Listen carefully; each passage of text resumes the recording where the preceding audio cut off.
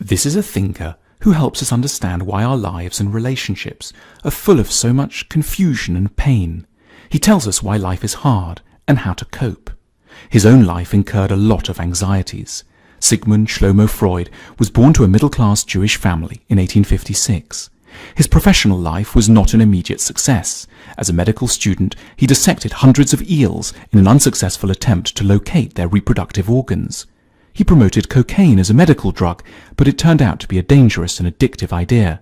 A few years later, he founded the discipline that would ultimately make his name, a new psychological medicine he called Psicoanálisis.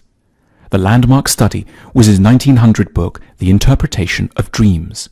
Many others followed. Despite his success, he was often unhappy. During some particularly strenuous research, he recorded, "The chief patient I am preoccupied with is myself." He was convinced he would die between 61 and 62 and had great phobias about those numbers, although he actually died much later at the age of 83.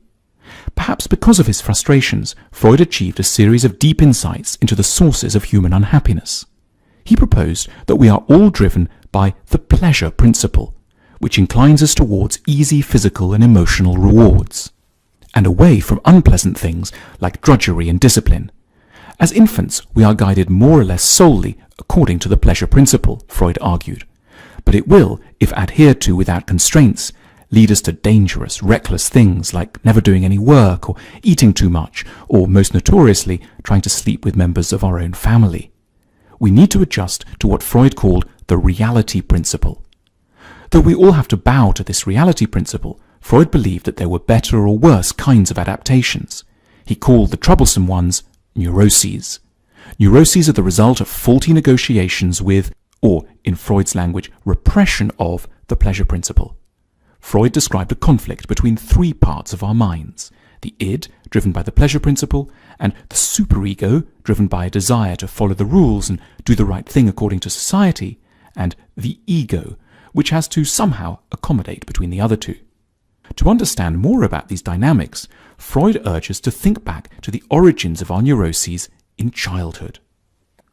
As we grow up, we go through what Freud termed the oral phase, where we deal with all the feelings around ingestion and eating. If our parents aren't careful, we might pick up all kinds of neuroses here. We might take pleasure in refusing food, or turn to food to calm ourselves down, or hate the idea of depending on anyone else for food. Then comes the anal phase, which is closely aligned with what we now call potty training. During this period, our parents tell us what to do and when to go. At this phase, we begin to learn about testing the limits of authority. Again, if things go wrong here, if we don't feel that authority is benign enough, we might, for example, choose to withhold out of defiance. Then, as adults, we might become anally retentive, in other words, not able to give or to surrender. Next comes the phallic phase, which goes on until about the age of 6. Freud shocked his contemporaries by insisting that little children have sexual feelings. Moreover, in the phallic phase, children direct their sexual impulses towards their parents, the most immediately available and gratifying people around. Freud famously described what he called the Oedipus complex, where we are unconsciously predisposed towards being in love with the one parent and hating the other.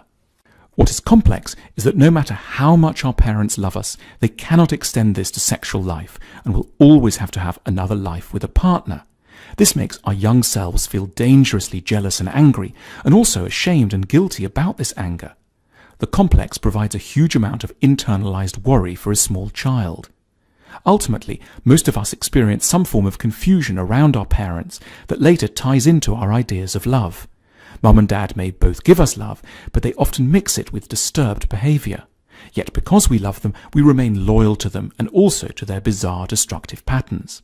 For example, if our mother is cold, we will be apt nevertheless to long for her, and as a result, however, we may be prone to always associate love with a certain distance.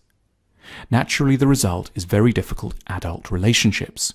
Often the kind of love we've learned from Mum and Dad means we can't fuse sex and love, because the people we learned about love from are also those we were blocked from having sex with.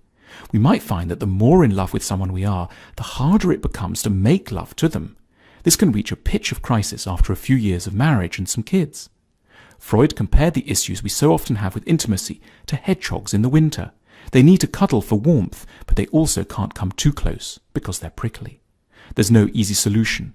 Freud says we can't make ourselves fully rational, and we can't change society either. In his 1930 book, Civilization and Its Discontents, Freud wrote that society provides us with many things, but it does this by imposing heavy dictates upon us, insisting that we sleep with only a few, usually one other person, imposing the incest taboo, requiring us to put off all our immediate desires, demanding that we follow authority and work to make money. Society themselves are neurotic. That is how they function, and that's why there are constant wars and other political troubles. Freud attempted to invent a treatment for our many neuroses. He called it Psicoanálisis. He thought that with a little proper analysis, people could uncover what ails them and better adjust to the difficulties of reality. In his sessions, he analysed a number of key things. He looked at people's dreams, which he saw as expressions of wish fulfillments. He also looked at parapraxes, or slips of the tongue. We now call these revealing mistakes Freudian slips, like when we write thigh when we wanted to write though. He also liked to think about jokes. He believed that jokes often help us make fun of something symbolic like death or marriage, and thus relieve some of our anxiety about these topics. There's a temptation to say that Freud just made everything up and life isn't quite so hard as he makes it out to be.